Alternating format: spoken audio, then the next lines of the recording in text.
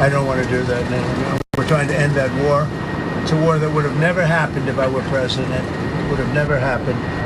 But we're making progress, but I can't tell you. You suffered a couple of court losses, Mr. President, and J.D. Vance said judges aren't allowed to control the executive power. What's your take on that? Well, we're going to see what happens. We have a long way to go, and we're talking about fraud, waste, abuse, and when a president can't look for fraud and waste and abuse, we don't have a country anymore. So we're very disappointed with the judges that would make such a ruling, but we have a long way to go. We have to look, we have to find all of the fraud that's going on. We have tremendous fraud, tremendous waste, and tremendous abuse, and theft, by the way. And the day you're not allowed to look for theft and fraud, etc., then we don't have much of a country. So no judge should frankly be allowed to make that kind of a decision. It's a disgrace. Mr. President, years ago, Gulf of America, Canada, Greenland, Gaza, all these are very muscular foreign policy. How does this align with America first? Because it makes us bigger, stronger, and better, and more protective. We need Greenland because of national security, international security, world peace. And we'll have to do that. Canada, we'll see what happens with Canada, but the people of Canada would be paying less than half of the tax. If you look at the tax, they're going to be paying less than half the tax. They don't pay very much for military, and the reason they don't pay much is they assume that we're going to protect them. That's not an assumption they can make, because why are we protecting another country? Now, I love the people of Canada. We have a great relationship. But if they became our 51st state, it would be the greatest thing they could ever do. It would be unbelievable. It would be a cherished state. And think of how beautiful that country would be without that artificial line running right through it. Somebody drew it many years ago with a ruler, just a line. You look at how beautiful that is, wow, it would be very exciting. But if you look at Canada, it would be cherished as a 51st state. They don't pay their share of military in NATO. They pay very little for military. They're not protected at all. And the reason is they think we're going to protect them. The other thing is we subsidize them to the tune of about $200 billion a year. If we stop doing that, if we stop allowing them to make cars through tariffs and other things, cars, trucks, etc., what they make, they're not viable as a country. So would you agree that it's a more aggressive foreign policy than your first term? And why is that? It's more aggressive. It's better. Why? Because I think I've had a lot of experience. And in my first term, I was fighting everybody because they were very aggressive toward me. I always said survival and taking care of the country, not necessarily in that order. But I had to take care of the country, but I had a bunch of lunatics like Pelosi and all of these people. They fought me, and we won. And, I had a lot of other things that were going on there. This time it's much more, they've lost their confidence. I think they've lost the respect of the American people with, men participating in women's sports, with open borders, with transgender for everybody, for all the things that they're doing is so bad. When you allow people to empty their jails into your country with prisoners, killers, their mental institutions and insane asylums into our country, this is what they're doing. When you allow gang members from Venezuela, but many other countries coming into our country, we're getting them all out now. They've lost their credibility, but they've also lost their confidence. So I have more time to do what I want to do. So we're making our country larger. We're making our country stronger. And in the case of Canada, if this should happen, I don't know how they can do it without us, because without the U.S., Canada really doesn't have a country. They do almost all of their business with us. And if we say we want our cars to be made in Detroit, with a stroke of a pen, I can do that. And other things in addition to that would not allow Canada to be a viable country. Mr. President, you said you're going to honor first responders today, but you pardoned hundreds of people who assaulted first responders. Why did you do that? Who? You were going to meet with first responders today. Yeah.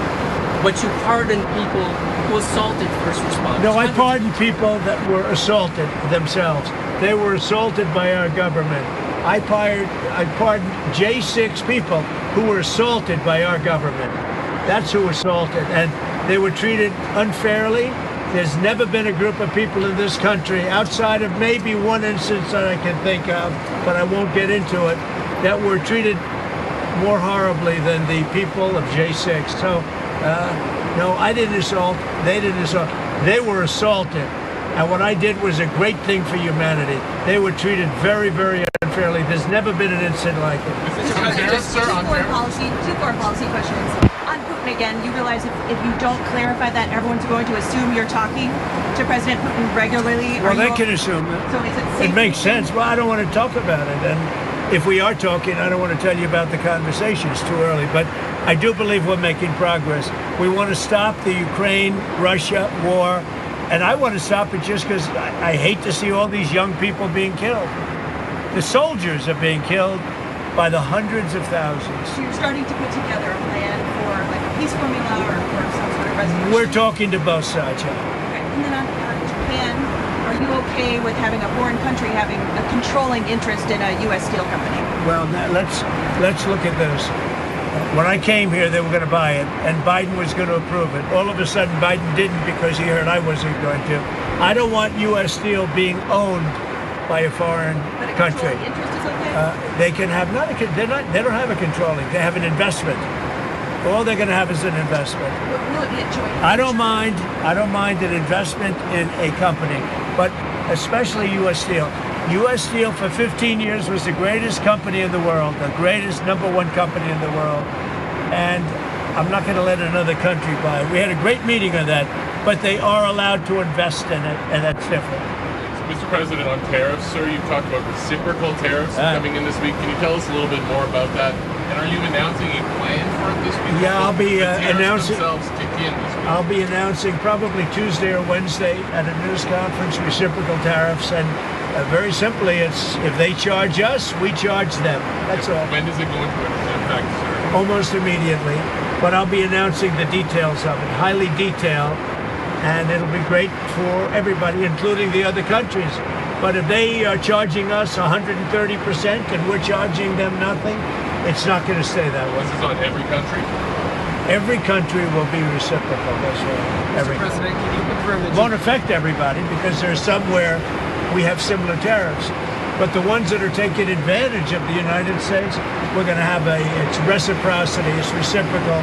We're going to have a reciprocal tariff. But we'll have a news conference Tuesday or Wednesday. And just on the steel question, just so I understand. We'll also be correctly, announcing steel tariffs on Monday. on this tomorrow. Monday, yeah, tomorrow. What countries will those go on? Everybody, steel. Including Canada, Mexico, Yeah, United States. any steel coming into the United States is going to have a 25% tariff. What about aluminum, sir? Aluminum too. 10%? 10, no, 25%. 25 for aluminum. as well. 25 for both. For both. And on steel, sir, are you ruling out then Nippon Steel having a 51% stake or higher? They won't have a majority stake? Nobody can have a majority stake for U.S. Steel. They can for other companies, but not for U.S. Steel. I think you agree with that, don't you? U.S. Steel was one of our great companies, and through a lot of stupidity and bad government and also bad management of the company, it lost that luster. But it's going to gain it back, and tariffs are going to help. Tariffs are going to make it very successful again. And I think it is good management now, too. Yeah. Sorry, may I ask one, please?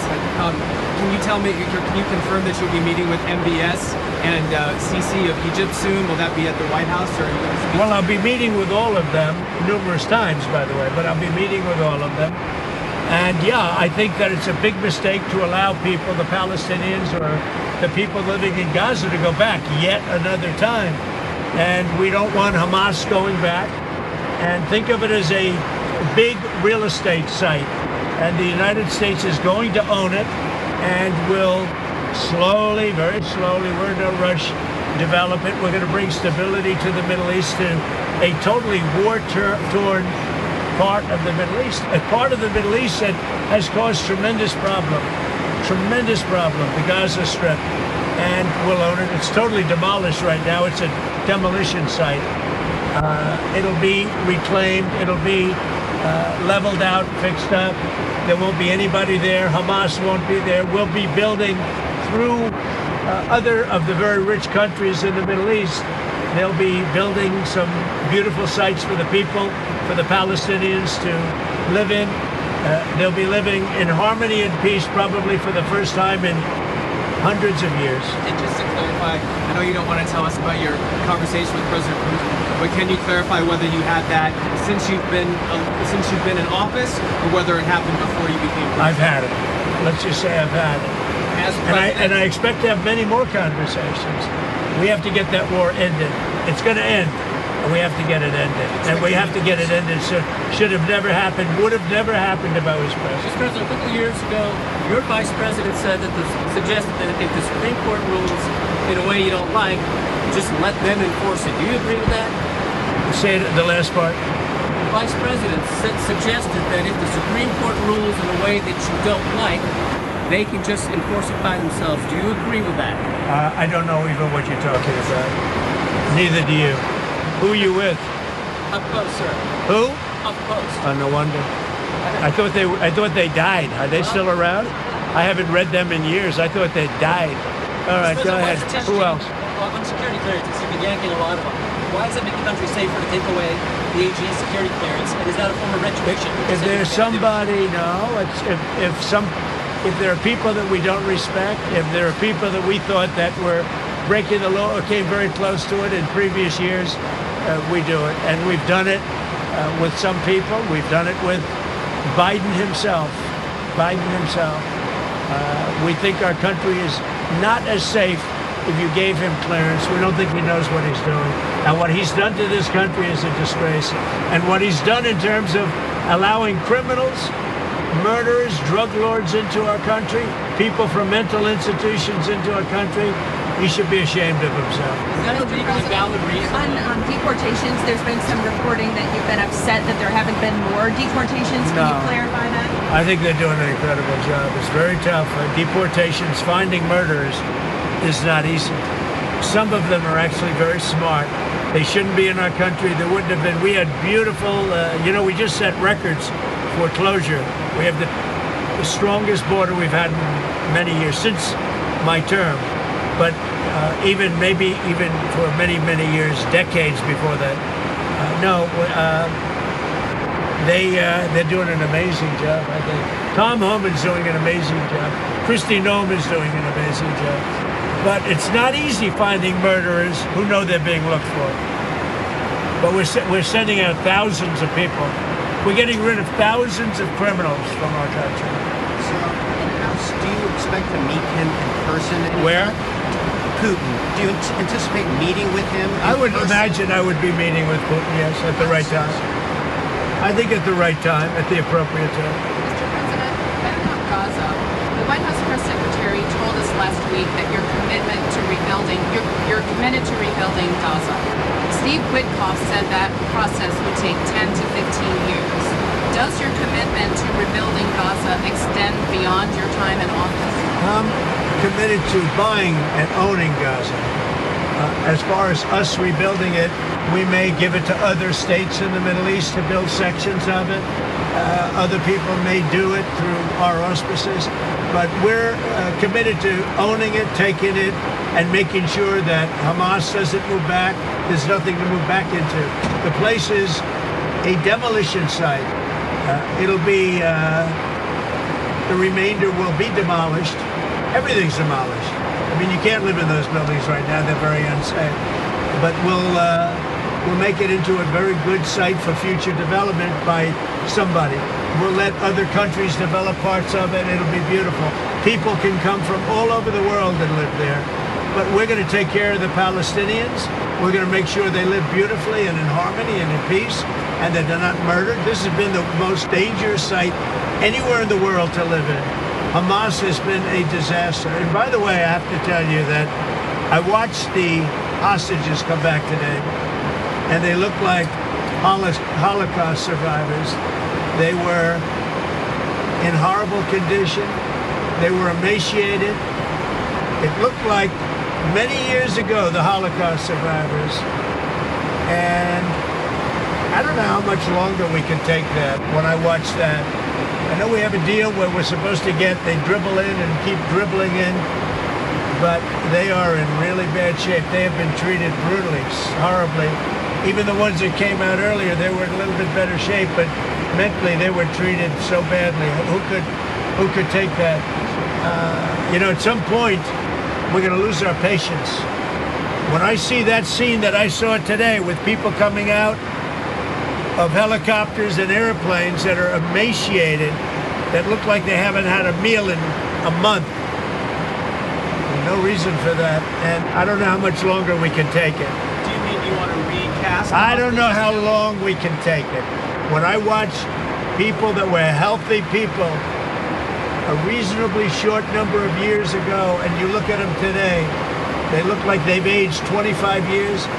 They literally look like the old pictures of Holocaust survivors. The same thing. I mean, the same